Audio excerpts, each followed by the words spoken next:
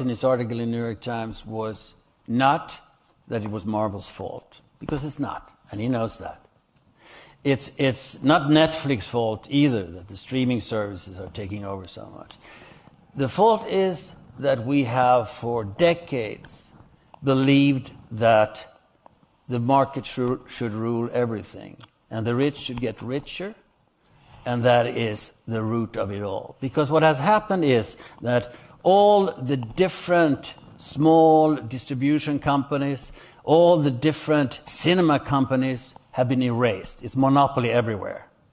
And they're not, cinemas and distribution and some film companies are not anymore run of people that want to make money specifically out of film, because they like film. They're run by big corporations that want to have 10% back on their invested capital, which means that as long as they sell popcorn, it's fine. That's why all the mid-range films, the films that are lower than $100 million in budget and over $3 million in budget, they don't exist anymore.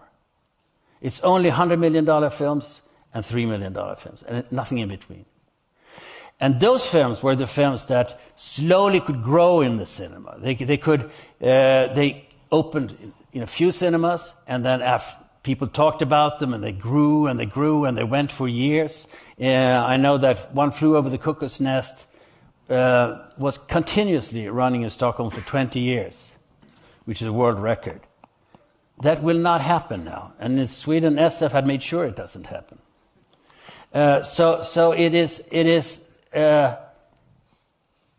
this that is the course of the reason we don't have those films anymore, and that's really sad. That means that if you want to make an art film, you have to have a really small budget, and it will probably not be seen anywhere except in festivals. So what happened with all the brilliant writers and directors that were doing all those films? Well, they've gone to television.